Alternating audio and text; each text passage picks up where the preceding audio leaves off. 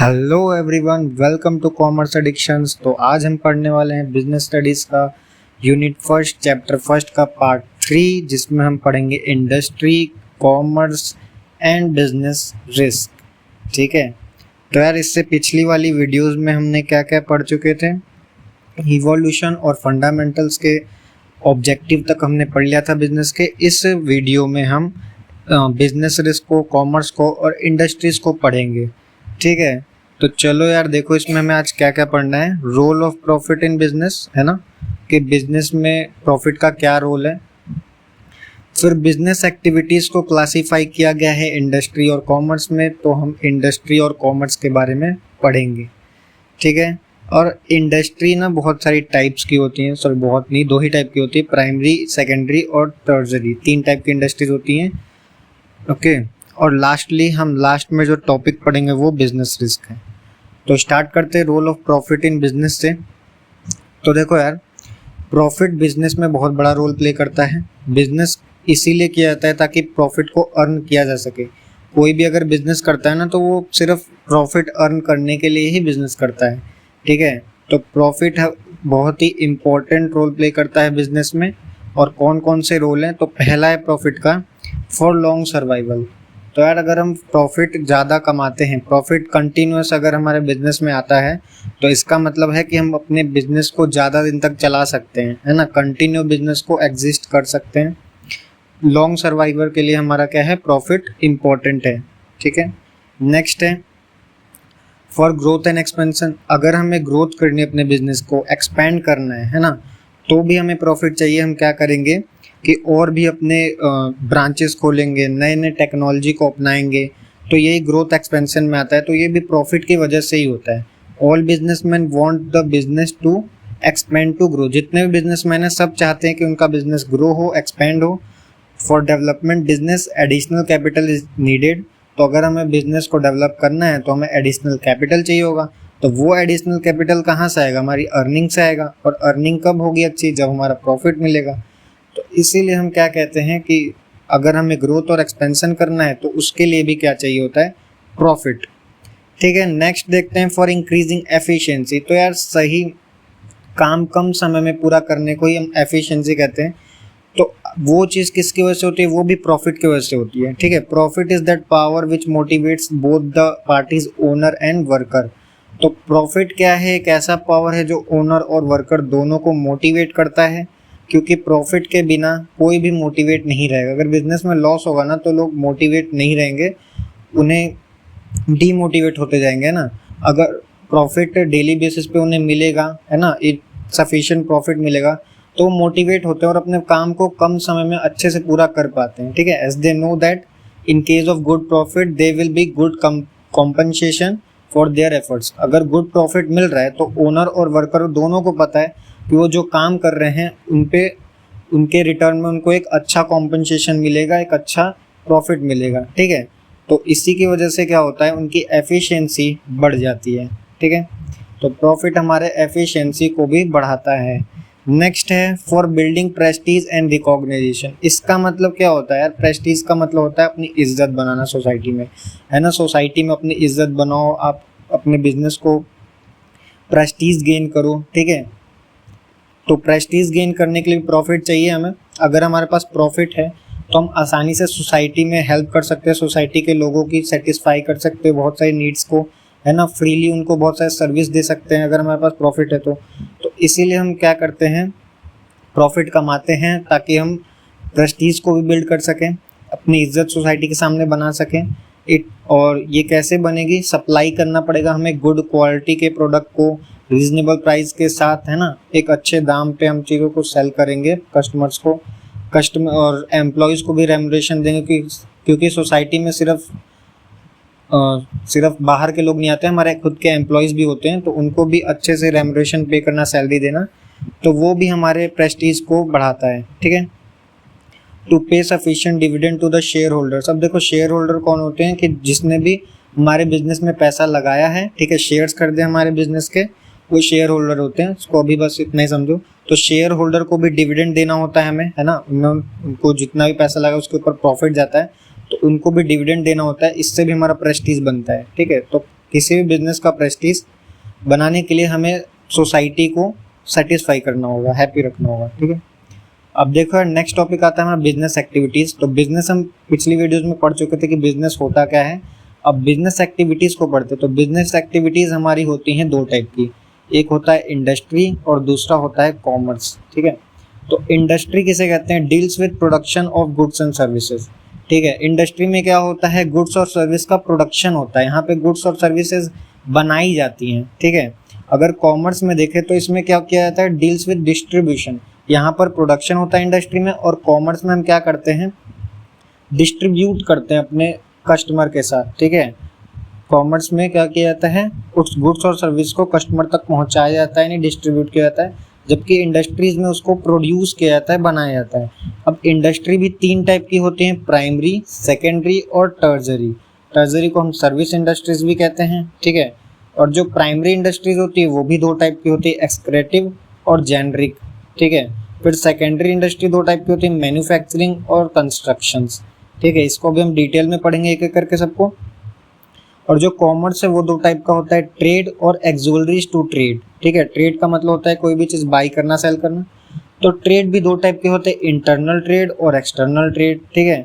Internal trade में आता है होलसेल, रिटेल, ये हमने पहले भी बात की थी, अभी भी हम इसको पढ़ेंगे डिटेल में, ठीक है। फिर एक्सटर्नल ट्रेड में आता है इंपोर्ट, एक्सपोर्ट और इंटरपोर्ट, ठीक है। एक्सुलरीज टू ट्रेड मतलब कि कौन कौन सी चीज़ें हैं जो हमारे बिजनेस को स्मूथली मैनेज कर सकती है, मैनेज करने के लिए होता है, transportation, banking, insurance, warehousing, ये सब कुछ अभी हम पढ़ेंगे, ठीक है।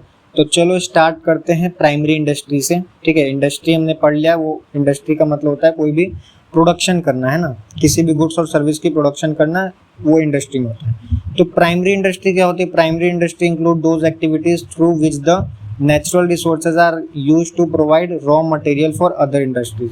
तो नेचुरल रिसोर्स का यूज़ करके हम क्या करते हैं, रॉ मटेरियल बनाते हैं और वो किसी दूसरी इंडस्ट्री को देते हैं, और वो दूसरी इंडस्ट्री उसका फिनिश गुड बनाती है, ठीक है। प्राइमरी इंडस्ट्री में दो टाइप का हमने देखा था, एक्सक्रेटिव और जेनरिक। तो एक्सक्रेटिव प्राइमरी इंडस्ट्री वो इंडस्ट्री होती है जो कि अर्थ में से कुछ बाहर निकालती है ना, अर्थ की जो ज़मीन है उसके अंदर से अगर हम कोई चीज़ बाहर निकालते हैं तो उसे ही हम एक्सक्रेटिव कहते हैं, ठीक है।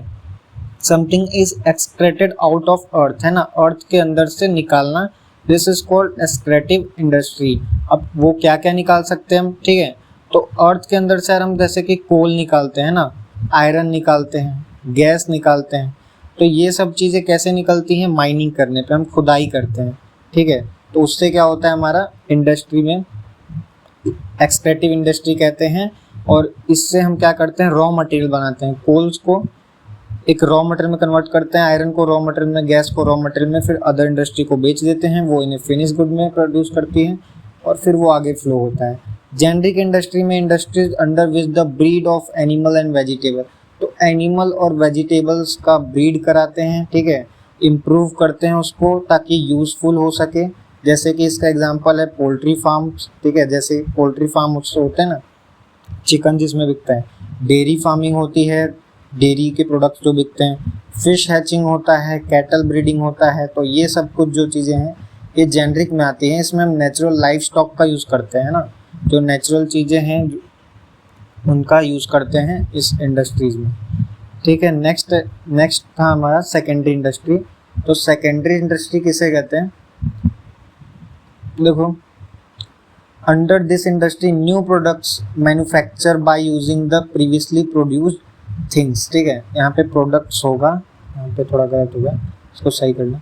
तो इसमें क्या किया जाता है, प्राइमरी इंडस्ट्री में अभी हम प्रोड्यूस कर रहे थे रॉ मटेरियल को, अब रॉ मटेरियल को ला करके जो रॉ मटेरियल प्रोड्यूस हो चुका है उसको सेकेंडरी इंडस्ट्री में लाया जाता है और उसको एक फिनिश गुड में बदला जाता है, ठीक है। Production cotton is a primary industry, जैसे मान लो हमने कॉटन प्रोड्यूस कर दिया तो वो एक प्राइमरी इंडस्ट्री का पार्ट है। अब उस कॉटन का जब हम क्लॉथ बना देंगे, कपड़ा बना देंगे, तो वो सेकेंडरी इंडस्ट्री का पार्ट हो जाएगा। समझ में आया कि नहीं आया? इसका मतलब होता है कि फर्स्ट आप प्राइमरी इंडस्ट्री में कोई रॉ मटेरियल बना रहे हो, फिर उस रॉ मटेरियल को फिनिश गुड में बदल रहे हो, वो सेकेंडरी इंडस्ट्री हो गया। अब सेकेंडरी इंडस्ट्री भी दो टाइप का होता है, एक मैन्युफैक्चरिंग और एक कंस्ट्रक्शन। तो मैन्युफैक्चरिंग में क्या होता है, these industry convert raw material और सेमी फिनिश प्रोडक्ट्स। तो ये रॉ मटेरियल को ही रॉ मटेरियल में ही कन्वर्ट करते हैं या फिर सेमी फिनिश प्रोडक्शन में कन्वर्ट करते हैं, ठीक है। सेमी फिनिश प्रोडक्ट्स जैसे कि पेपर, बैम्बू से पेपर बनाना, शुगर कैन से शुगर बनाना, तो ये सेकेंडरी इंडस्ट्री का पार्ट है। और ये हमारा क्या होता है, मैन्युफैक्चरिंग इंडस्ट्री में आता है। कंस्ट्रक्शन इंडस्ट्रीज में क्या क्या होते हैं, तो कंस्ट्रक्शन इंडस्ट्रीज में जो हम कंस्ट्रक्ट करें, है ना, बनाएं, क्या क्या चीज़ें कंस्ट्रक्शन होती है, किसका किसका कंस्ट्रक्शन होता है, तो कंस्ट्रक्शन होता है हमारा बिल्डिंग्स का, डैम्स का, ब्रिजेस का, रोड्स का, है ना, टनल्स का, कैनाल्स का, तो ये सब कुछ जो होता है कंस्ट्रक्शन इंडस्ट्रीज में होता है, ठीक है। It involves engineering and architectural skills, तो यार इसको करने के लिए हमें इंजीनियरिंग की स्किल्स आनी चाहिए या फिर आर्किटेक्चरल स्किल्स आनी चाहिए, तभी हम कंस्ट्रक्शन इंडस्ट्री में काम कर सकते हैं। थर्ड इंडस्ट्री है टर्जरी और सर्विस इंडस्ट्री। तो देखो यार, वो दोनों इंडस्ट्री में हम प्रोड्यूस कर रहे थे, इसमें हम क्या करते हैं, include those service which help business to move smoothly, business को आसानी से मूव कराने के लिए, है ना, अच्छे से स्मूथली हमारा बिजनेस चल सके। मूव कराने का मतलब क्या है, बिजनेस को लेके घूमना थोड़ी कहीं पे। मूव कराने का मतलब कि हमारे बिजनेस को सही तरीके से चलाना। तो बिजनेस को सही तरीके से अगर हमें चलाना है तो हमारे पास ट्रांसपोर्ट अच्छा होना चाहिए, है ना। ट्रांसपोर्ट अगर नहीं है तो आप अपने सामान को अपने पास ही रख पाओगे, कि अपने कस्टमर तक पहुंचा ही नहीं पाओगे। बैंक होना चाहिए, आपको फाइनेंस की ज़रूरत पड़ी, आपके बिजनेस में पैसे चाहिए, तो वो कहाँ से लाओगे, वो बैंक आपको देगा। इंश्योरेंस, मान लो कि आपका बिजनेस कभी लॉस में चला गया या फिर कभी आग लग गई, कुछ नेचुरल कैलेमिटीज आ गई, तो उसका रिकवरी कैसे होगा, है ना, इंश्योरेंस होता है वो। स्टोरेज, देखो आज हमने जो चीज़ प्रोड्यूस की, जरूरी नहीं कि आज ही हम कस्टमर को बेच दें, उसको स्टोर करके रखना पड़ेगा, तो उसके लिए स्टोरेज। एडवर्टाइजिंग, लोगों को पता कैसे चलेगा कि आप क्या बेच रहे हो, तो उसके लिए एडवर्टाइजिंग करानी होती है। तो जो हमारी टर्जरी इंडस्ट्री है यही सर्विस इंडस्ट्री होती है, ठीक है। सर्विसेज में ये सारी सर्विस है, ट्रांसपोर्ट, बैंक, इंश्योरेंस। अब क्लासीफाई द टर्जरी इंडस्ट्री समझ में आ गई होगी आपको, इजी है, यानी कि बिजनेस को अच्छे से चलाने के लिए टर्जरी इंडस्ट्रीज होती है। तो अब देखो यहाँ पे कौन कौन से जगहों पर क्या क्या काम होता है वो भी एक बार देख लेते हैं हम, ठीक है, क्या पता एग्जाम में आ जाए एमसीक्यू में। तो classify the industry under which the following come under. तो देखो यार, माइनिंग प्रोजेक्ट्स जो हैं, माइनिंग प्रोजेक्ट्स यानी कि जो हम जमीन के अंदर खुदाई करते हैं सब, तो वो हमारा छोटा नागपुर प्लेट्यू रीजन में होता है। छोटा नागपुर प्लेट्यू रीजन में क्या होता है, माइनिंग प्रोजेक्ट्स बहुत सारे बनाए जाते हैं। फिर ऑयल रिफाइनरीज, देखो माइनिंग करके हम ऑयल, कोल, यही सब निकालते हैं, और ऑयल रिफाइनरीज जो है वो गुजरात में है, ठीक है। यहाँ पे देखो माइनिंग होती है, माइनिंग करने के बाद जो आपको ऑयल मिला है या फिर कोल मिला है वो रेडी टू यूज़ नहीं है, उसको आप डायरेक्ट यूज़ नहीं कर सकते हो, उसको हम क्या करते हैं, उसमें से वेस्ट मटेरियल जो भी है उसको रिमूव कर देते हैं। तो उस वेस्ट मटेरियल को रिमूव करते हैं, उसी प्रोसेस को रिफाइनरी कहते हैं। तो ऑयल रिफाइनरी हमारी गुजरात में। सीमेंट इंडस्ट्री जो है वो मैंगलोर कर्नाटका में है, मैंगलोर कर्नाटका में सीमेंट इंडस्ट्रीज़ हैं। उत्तर प्रदेश में क्या है, उत्तर प्रदेश में हमारी शुगर की इंडस्ट्रीज़ होती हैं, जिसमें हम शुगर कैन से शुगर निकालते हैं। से बहुत सारी उत्तर प्रदेश में इंडस्ट्रीज़ हैं, ठीक है। तो ये कुछ हमारे नाम थे जहाँ पे कौन कौन सी इंडस्ट्रीज आती हैं ज़्यादातर, इसको आप याद कर लीजिएगा। नेक्स्ट हमारा टॉपिक है कॉमर्स, ठीक है। देखो इसको समझना ध्यान से, कॉमर्स क्या होता है। तो commerce refers to all those activities which are concern with the transfer of goods and services from the producer to the consumer. बस यहाँ पे ये लाइन आप याद रखना कि हम क्या करते हैं, गुड्स एंड सर्विस को प्रोड्यूसर से कंज्यूमर तक पहुंचाते हैं, यही हो गया कॉमर्स, ठीक है। प्रोड्यूसर ने कुछ प्रोड्यूस किया, कुछ बनाया, अब वो प्रोड्यूसर तो कंज्यूम करेगा नहीं, मतलब करेगा लेकिन उसको मेन क्या है, कंज्यूमर तक पहुंचाना, ठीक है। तो वो कंज्यूमर तक पहुंचाएगा कैसे, कॉमर्स की हेल्प से, ठीक है। It embraces all those activities which are necessary for maintaining a free flow of goods and services. तो गुड्स और सर्विस को अपने कंज्यूमर तक आसानी से पहुंचाना वो कौन करता है, तो वो कॉमर्स करता है, ठीक है। तो कॉमर्स यार बहुत सारी बाधाओं को, प्रॉब्लम्स को सॉल्व करता है। देख लेते हैं कौन कौन से हमारे पास प्रॉब्लम्स हैं। हिंड्रेंस का मतलब एक टाइप की बाधा, प्रॉब्लम ही होती है। तो हिंड्रेंस ऑफ पर्सन का रिमूवल करता है कॉमर्स, ठीक है। हिंड्रेंस ऑफ पर्सन का मतलब है कि लोग जो प्रोड्यूसर्स हैं वो कस्टमर तक अच्छे से कम्युनिकेट नहीं कर पाते हैं या फिर उसके पास पहुंच नहीं पाते हैं गुड्स और सर्विस लेकर के, तो उसे ही हिंड्रेंस ऑफ पर्सन कहा जाता है। हिंड्रेंस ऑफ पर्सन को ठीक किया जाता है ट्रेड से। ट्रेड का मतलब होता है बाई सेल करना, तो एजेंट को बुला लेते हैं हम या फिर किसी ब्रोकर को या फिर बीच में होलसेलर को लेके आते हैं ताकि वो क्या कर सकें, वो जो प्रोड्यूस हुआ गुड्स है ना उसको कस्टमर तक पहुंचा सके। तो ये सॉल्व होता है हमारा ट्रेड की वजह से। ट्रेड एक कॉमर्स का पार्ट है, ठीक है। हिंड्रेंस ऑफ प्लेस, हमारे पास प्लेस की कमी है। प्लेस की कमी नहीं है, मतलब कि हमें प्लेस का मतलब कि एक जगह से दूसरे जगह तक सामान को लेकर के आना, तो उसको सॉल्व किया जाता है ट्रांसपोर्टेशन से, है ना। अगर हमें एक प्लेस से दूसरे प्लेस तक अगर लेकर के जाना है सामान को, तो वो कौन सॉल्व करता है? ट्रांसपोर्टेशन। ये सब कॉमर्स के ही अंडर आते हैं, क्योंकि ये क्या कर रहे हैं, हमारे बिजनेस की प्रॉब्लम्स को सॉल्व कर रहे हैं। हिंड्रेंस ऑफ टाइम, टाइम की कमी है, टाइम के बाधा है ना। तो टाइम को बचाने के लिए वेयर हाउसिंग होता है। जैसे मान लो कि आपने आज एक गुड प्रोड्यूस किया, तो आज वो कस्टमर तक नहीं पहुंच पाएगा, या फिर कुछ ऐसे भी गुड्स होते हैं जो कि समर सीजन में प्रोड्यूस होते हैं और विंटर सीजन में कंज्यूम किया जाता है, तो इसीलिए अब विंटर के लिए बचा के रखना पड़ेगा ना हमें। तो उसके लिए हम क्या करते हैं, वेयर हाउसिंग, बहुत बड़े बड़े गोदाम बनाए जाते हैं और उसको इस तरीके से बनाया जाता है ताकि उसमें गुड्स खराब ना हो। जितने भी प्रोड्यूस किए हुए सब गुड्स हैं, स्टॉक है, उसको अच्छे से रखा जाता है, उसमें कोई नुकसान नहीं होता, ठीक है। और विंटर में भी बिल्कुल फ्रेश निकलता है उस वेयर हाउसिंग से।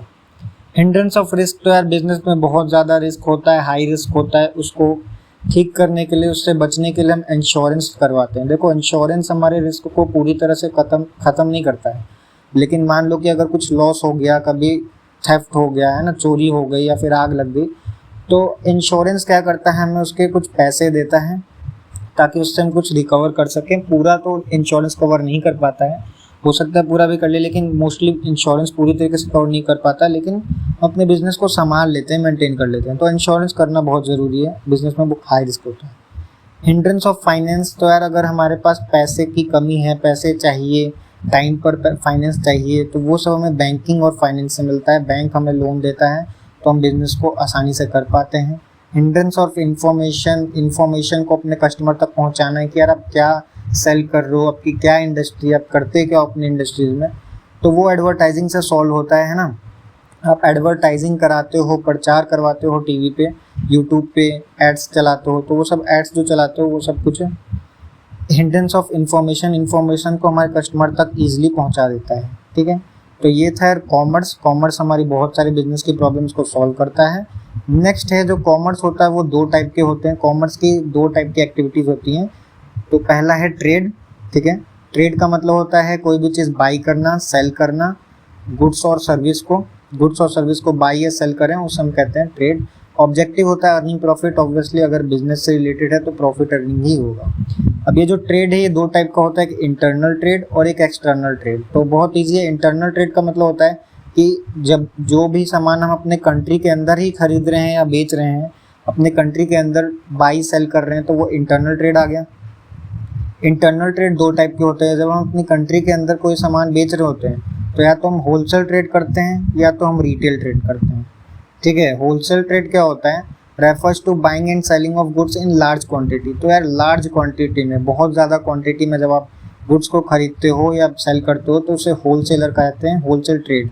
और ये कौन करता है, होलसेलर करता है, ठीक है। आपने सुना होगा सारी चीज़ें। तो wholesaler by goods in large quantity, wholesaler large quantities में गुड्स को खरीदता है फ्रॉम द प्रोड्यूसर। प्रोड्यूसर जो होता है फैक्ट्री इंडस्ट्री से गुड्स को लार्ज क्वांटिटी में खरीदता है और फिर उसको सेल कर देता है अदर डीलर्स के साथ, ठीक है। यहाँ पर डीलर की स्पेलिंग गलत होगी, ठीक है। तो डीलर के साथ उसको क्या करता है, अदर डीलर के साथ सेल कर देता है लार्ज क्वांटिटी में। He serve as a connecting link between the producer and retailer. तो ये रिटेलर और प्रोड्यूसर के बीच में लिंक क्रिएट करता है ताकि प्रोड्यूसर रिटेलर तक पहुंच सके, ठीक है। रिटेल ट्रेड क्या होता है यार, तो कम क्वांटिटी में सामान को खरीदते हैं इसमें हम। तो buying of goods and services in relatively small quantity, small quantity में अगर हम खरीदेंगे सामान को तो उसे रिटेल ट्रेड कहेंगे और फिर उसको हम कस्टमर तक पहुंचा देते हैं।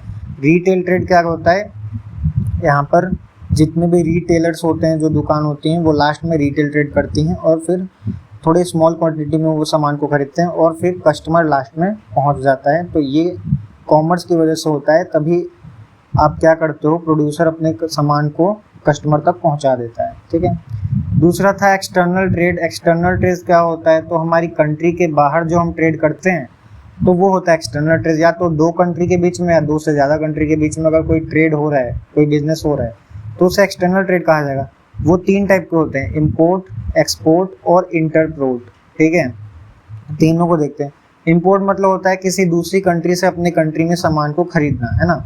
आप अपनी कंट्री में कोई भी चीज़ परचेज करो किसी दूसरी कंट्री से, उसको कहते हैं इंपोर्ट। ठीक है। एक्सपोर्ट होता है अपनी कंट्री से दूसरी कंट्री में सामान को बेचना, तो वो हो गया एक्सपोर्ट। इंटरपोर्ट क्या होता है, तो मिक्सचर हो गया इन दोनों का। देखो इंटरपोर्ट में क्या होता है, where goods are important for export to other countries. आपने क्या किया, पहले किसी दूसरे कंट्री से कोई गुड्स को खरीदा, फिर उसी गुड्स को आपने किसी तीसरी कंट्री को बेच दिया, उसी को कहते हैं इंटरपोर्ट। तो जब दोनों मिक्स कर देना तो उसको बोल देना इंटरपोर्ट ट्रेड। ठीक है। तो इंडियन फर्म्स में import some goods America and export the service to Nepal. तो देखो जैसे इंडिया ने क्या किया, अमेरिका से कुछ सामान इंपोर्ट कर लिया और फिर उसको एक्सपोर्ट कर दिया, बेच दिया नेपाल को, तो इसको इंटरपोर्ट ट्रेड कहेंगे। ठीक है। देखो एग्जांपल देखो क्या है, इंपोर्ट का मतलब हो गया buying soft toys from China. China से कोई सॉफ्ट टॉयज खरीद रहे हैं हम इंडिया में और इंडिया के लोगों को बेच रहे हैं, तो इंपोर्ट हो गया। फिर selling basmati rice to USA. अब देखो बासमती राइस तो हमारे इंडिया में प्रोडक्शन होता है ना, अब उसको हम अमेरिका में बेच रहे हैं, तो वो एक्सपोर्ट हो गया।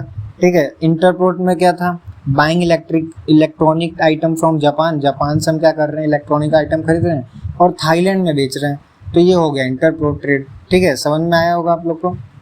ठीक है। नेक्स्ट टॉपिक क्या है हमारा, एक्सोलरीज टू ट्रेड। ठीक है। तो देखो यार एक्सोलरीज टू ट्रेड क्या होता है, all those activities which help in removing various hindrances. तो अभी हमने जो हिंड्रेंसेस पढ़े थे ना, वही चीज़ है एक्सोलरीज टू ट्रेड। ठीक है। कौन कौन सी और चीज़ें चाहिए ताकि ट्रेड को आसान बना सकें, प्रॉब्लम्स को सॉल्व कर सके, वही एक्सोलरीज या एड्स टू ट्रेड कहते हैं इसे। ठीक है। प्रोडक्शन को, डिस्ट्रीब्यूशन को और भी बहुत सारी हिंड्रेंस उसको सॉल्व करने के लिए एक्सोलरीज टू ट्रेड होता है। तो पहला था हमारा ट्रांसपोर्टेशन और कम्युनिकेशन। अगर हमारे सामान को कस्टमर तक पहुंचाना है तो प्लेस वहीं पे नहीं होता ना, हम जहाँ पे प्रोड्यूस कर रहे हैं वहीं पे कस्टमर नहीं रहता। कस्टमर हमारे रेजिडेंटल एरिया में रहता है और इंडस्ट्रीज हमारे रेजिडेंटल एरिया में नहीं होती। तो इंडस्ट्रीज से कस्टमर तक सामान को पहुँचाना है तो उसके लिए हम ट्रांसपोर्टेशन करते हैं, एक जगह से दूसरी जगह तक ले जाते हैं। कम्युनिकेशन, तो यार कम्युनिकेशन बहुत ज़्यादा इंपॉर्टेंट है, आपको अपने कस्टमर से बातचीत करने पड़ेगी, है ना। कस्टमर से फीडबैक लो कि कस्टमर क्या बोल रहा है, आपका प्रोडक्ट कैसा है। कस्टमर से बातचीत करना मोस्ट इम्पॉर्टेंट है। तो ट्रांसपोर्टेशन और कम्युनिकेशन एक्सोलरीज टू ट्रेड है। ये ऑब्स्टेकल को रिमूव करता है, बाधाओं को रिमूव करता है ना। Place is remove by transport. तो जो हमारा प्लेस का हिंड्रेंस है, प्रॉब्लम है, उसको किससे रिमूव किया जाता है, ट्रांसपोर्ट से। आप एक जगह से दूसरी जगह तक आसानी से ले जा सकते हो। ट्रांसपोर्ट आज के टाइम पे बहुत ज़्यादा हेल्पफुल है। ठीक है। ट्रांसपोर्ट के साथ साथ कम्युनिकेशन बहुत ज़्यादा इंपॉर्टेंट है। कम्युनिकेशन इंपॉर्टेंट सर्विस है। ये क्या करता है, help of exchange of information between producers, consumer और ट्रेडर्स। कंज्यूमर, ट्रेडर, प्रोड्यूसर तीनों के बीच में लिंक होना चाहिए, तीनों आपस में बातचीत करनी चाहिए, तभी हम आसानी से बिजनेस को कर सकते हैं। तो कम्युनिकेशन करने के लिए बहुत सारे हमारे पास चीज़ें हैं, जैसे कि पोस्टल सर्विस हो गया, टेलीफोन हो गया, फैक्स हो गया, इंटरनेट हो गया। पोस्टल सर्विसेज में क्या होता है, तो पोस्टल सर्विसेज में हम पोस्ट का यूज़ करते हैं, उससे हम बात कर सकते हैं। टेलीफोन में हम कॉल करते हैं। फैक्स क्या होता है, एक डॉक्यूमेंट होता है, उसको दूसरे फैक्स मशीन पे भेजा जाता है।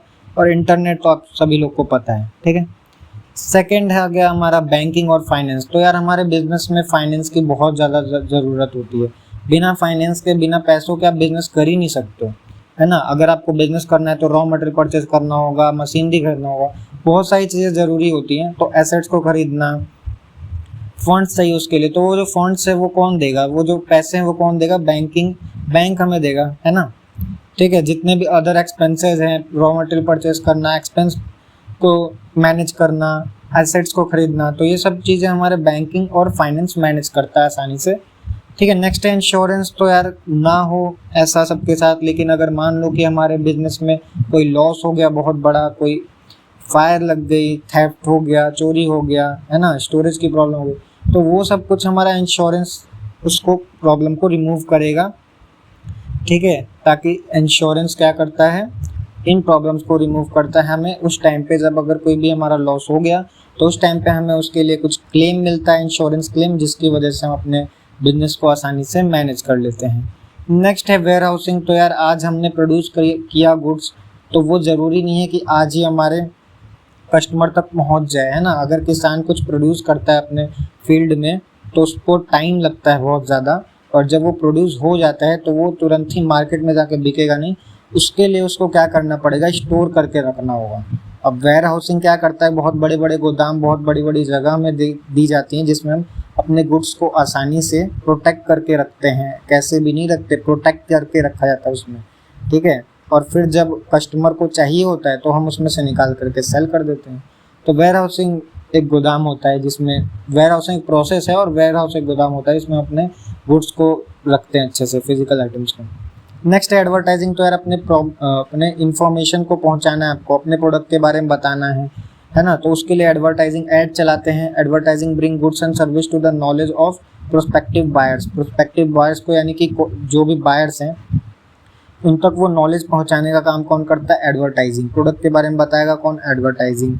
एडवर्टाइजिंग दो टाइप के होते हैं, पर्सनल, इम्पर्सनल, ये आप 12th क्लास में पढ़ोगे, ठीक है। तो यार प्रोडक्ट के बारे में जानना है आपको, तो वो एडवर्टाइजिंग आपको सॉल्व करके देता है। नेक्स्ट और लास्ट टॉपिक है हमारा इस चैप्टर का बिजनेस रिस्क, ठीक है। बिजनेस रिस्क बहुत ज़्यादा इंपॉर्टेंट है, ये आपके एग्जाम में आएगा ही आएगा। आप इसको पढ़ो, अच्छे से याद कर लेना, क्योंकि ये आपके एग्जाम में आने वाला है। बिजनेस रिस्क क्या होता है? Business risk refers to the possibility of inadequate profit और even losses due to uncertainty और अनएक्सपेक्टेड इवेंट। तो समझो यार ध्यान से, यहाँ पे क्या बोला गया है कि जो प्रॉफिट है वो इनएडिक्वेट हो सकते हैं, यानी हमने जितना सोचा था उतना प्रॉफिट हमें नहीं मिले, हो सकता है कि हमें ना मिले। जैसे हमने मान लिया कि हमें 50,000 का प्रॉफिट होने वाला है और प्रॉफिट सिर्फ 20,000 का ही हुआ, ठीक है, तो वो हमारा बिजनेस रिस्क है। और इवन लॉसेस भी हो सकते हैं, हम मान लेते हैं कि 20,000 का हमें प्रॉफिट होने वाला है और हमें 20,000 का लॉस हो गया, ठीक है।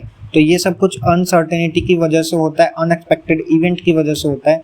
हमें देखो यार, फ्यूचर क्या होता है? अनसर्टेन है, अनएक्सपेक्टेड है, हम कल को नहीं कह सकते क्या होगा मार्केट में, तो इसीलिए बिजनेस रिस्क होता है, ठीक है। जैसे एग्जांपल में demand for a particular product में डिक्लाइन, कुछ ऐसे प्रोडक्ट होते हैं अचानक से उनकी जो सेल है वो डिक्लाइन होते हैं, डिमांड लोग नहीं करते हैं, है ना। बहुत सारे ऐसे प्रोडक्ट्स आ जाते हैं मार्केट में जो कि अब वो कस्टमर को पसंद आते हैं और पहले वाले पसंद नहीं आते हैं, ठीक है। तो टेस्ट या प्रेफरेंस कंज्यूमर्स का बदल जाता है और कंपटीशन बढ़ सकता है, उससे भी हमारा बिजनेस रिस्क होता है। तो देखते हैं नेचर ऑफ बिजनेस रिस्क कौन कौन से हैं। तो बिजनेस रिस्क का नेचर है पहला, business risk are arise due to uncertainty. Business risk होता ही क्यों है? बिजनेस रिस्क होता है अनसर्टेनिटी की वजह से, क्योंकि हमें कल के बारे में नहीं पता है कि कल क्या होने वाला है, उसी की वजह से बिजनेस रिस्क आता है। Lack of knowledge of what is going to happen in future, आपको नहीं पता कि फ्यूचर में क्या होगा, और ये कोई भी नहीं बता सकता कि फ्यूचर में क्या होगा, सिर्फ हम एक अनुमान लगा सकते हैं। तो उसी की वजह से यार बिजनेस रिस्क होता है। रिस्क जो है वो एसेंशियल पार्ट है बिजनेस का, आप इसको इग्नोर नहीं कर सकते हो। आप ये नहीं कह सकते हो रिस्क तो बुरी चीज़ है फिर इसको हम इग्नोर करते हैं, तो ऐसा नहीं होता। अगर आप इग्नोर करोगे तो आपका बिजनेस नहीं चलेगा, कोई भी इसको अवॉइड नहीं कर सकता रिस्क को, ठीक है। The amount of risk may vary from business to business, और business to business risk vary करता है, अलग अलग होता है। किसी बिजनेस में रिस्क कम होता है, किसी में बहुत ज़्यादा होता है। तो रिस्क को हम मिनिमाइज कर सकते हैं, कम कर सकते हैं, लेकिन एलिमिनेट नहीं कर सकते, ख़त्म नहीं कर सकते पूरी तरीके से। तो रिस्क को मिनिमाइज कर सकते हैं। डिग्री ऑफ रिस्क डिपेंड, अब देखो यार रिस्क कितना होगा बिजनेस में किस पे डिपेंड करता है? तो हमारे नेचर और साइज पे डिपेंड करता है बिजनेस का। बिजनेस कितना बड़ा है ना। लेवल क्या है? Level of risk is lower for small scale business, ठीक है। स्मॉल स्केल बिजनेस के लिए क्या होता है? रिस्क कम होता है, और हाइयर स्केल लार्ज स्केल के लिए क्या होता है? ज़्यादा होता है। बहुत बड़ी बड़ी इंडस्ट्रीज़ के लिए रिस्क ज़्यादा होता है अगर उनके प्रोडक्ट नहीं बिके तो, क्योंकि वो बहुत सारे लैक्स में प्रोडक्ट्स प्रोड्यूस करते हैं, और अगर उनका प्रोडक्ट किसी को नहीं पसंद आया तो बहुत बड़ा रिस्क आया। लेकिन स्मॉल स्केल, मान लो कि कोई हमारे आसपास जो दुकानें हैं उनके पास तो कम गुड्स होते हैं, तो उनका नहीं बिका तो वो मैनेज भी कर लेंगे, लेकिन इंडस्ट्रीज़ के लिए हाइयर रिस्क है, ठीक है। Profit is the reward for risk taking. अगर अब आप लोग रिस्क ले रहे हो तो कुछ तो आपको रिवॉर्ड मिलना चाहिए, तो वो है प्रॉफिट। रिस्क लेने का आपको एक प्रॉफिट मिलता है। A business as return for undertaking risk, तो आपको जो प्रॉफिट है ना, बिजनेस गेट प्रॉफिट होगा यहाँ पे, ठीक है। Business get profit as return for undertaking risk, business risk लेता है तभी उसको प्रॉफिट मिलता है, ठीक है। Greater risk involve in a business, higher is the chance of profit. जितना बड़ा रिस्क होगा उतना बड़ा प्रॉफिट मिलेगा आपको। अगर कम रिस्क होगा तो प्रॉफिट भी कम होगा, अगर रिस्क ज़्यादा है तो प्रॉफिट ज़्यादा है। कॉजेज ऑफ बिजनेस रिस्क देख लेते हैं। कॉजेज कौन कौन से, किसकी वजह से हमारा बिजनेस रिस्क होता है? तो natural causes, human beings have little control over natural calamities. तो नेचुरल कॉजेज होते हैं जैसे कि फ्लड, बाढ़ आ जाएगा, अर्थक्वेक, भूकंप आ जाए, फेमाइन आ जाए, सूखा पड़ जाए। They result in heavy losses of life, इसमें लाइफ का भी लॉस होता है, बिजनेस का तो लॉस होगा ही होगा, ठीक है। इनकम बिजनेस बहुत ज़्यादा कम हो जाती है, खत्म हो जाती है। ह्यूमन कॉजेज भी होते हैं। ह्यूमन कॉजेज में क्या होता है, अनएक्सपेक्टेड इवेंट हो जाते हैं, जैसे कि लोग डिसऑनेस्टी दिखाते हैं बिजनेस के थ्रू जो उसमें काम कर रहे हैं। केयरलेसनेस होता है, लोग सही से काम नहीं करते, एम्प्लॉय सही से काम नहीं करता है, स्ट्राइक कर देता है। स्ट्राइक करने मतलब होता है कोई काम करने को मना करते हैं, हम ये काम नहीं करेंगे, उसे स्ट्राइक कहेंगे। रिवॉर्ड्स होता है, मैनेजमेंट इनएफिशिएंट होता है, यानी कि मैनेजमेंट अच्छे से नहीं हो पाता बिजनेस का, तो उसकी वजह से भी बिजनेस रिस्क डेवलप हो जाता है। नेक्स्ट है इकोनॉमिक कॉजेज। इकोनॉमिक कॉजेज कौन कौन से होते हैं यार, देखो, जो लॉस हो जाए, मार्केट का कंडीशन चेंज हो जाए, है ना। मार्केट में नहीं पता कि क्या होता है, फ्लक्चुएशन होता है डिमांड सप्लाई में, है ना। डिमांड कभी बढ़ जाता है, कभी कम हो जाता है, प्राइसेस कभी बढ़ जाएंगे, कभी प्राइसेस कम हो जाएंगे। तो यार कोई बिजनेस सेट नहीं करता है प्राइसेस को ज़्यादा, प्राइस को ये सब कुछ सेट करता है हमारा मार्केट, ठीक है। कंपटीशन है बहुत ज़्यादा, वो सब इकोनॉमिक कॉजेज होते हैं। तो टेक्नोलॉजी में चेंज आ गया, ये सब हो गया हमारा इकोनॉमिक कॉजेज, इसको हमें अडॉप्ट करना पड़ेगा, ठीक है। फिर है हमारा, एक सेकंड,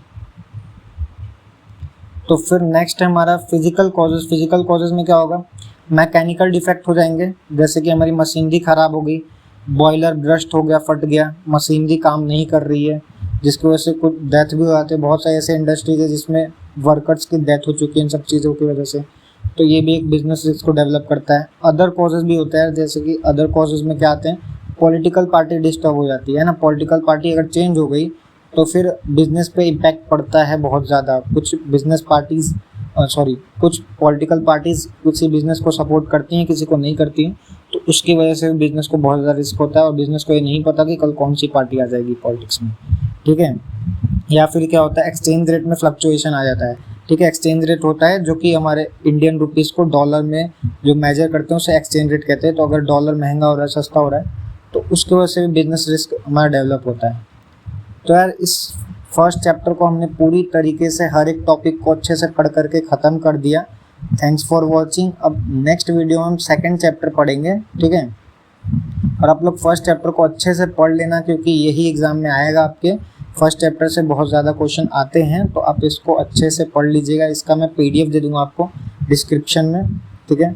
उसको डाउनलोड कर लेना, नोट्स बना लेना, और अच्छे से पढ़ाई करो, आप अच्छे नंबर लाओगे, ठीक है। तो तब तक के लिए बाय बाय। और हाँ, इकोनॉमिक्स की भी वीडियोज़ आएंगी, तो जल्दी से चैनल को सब्सक्राइब कर लो, लाइक करो, फ्रेंड्स में शेयर करो, ताकि और भी अच्छे से आप पढ़ सको, ठीक है। तो ठीक है, आज के लिए इतना ही। अब मिलते हैं नेक्स्ट वीडियो में, तब तक के लिए बाय बाय, ओके।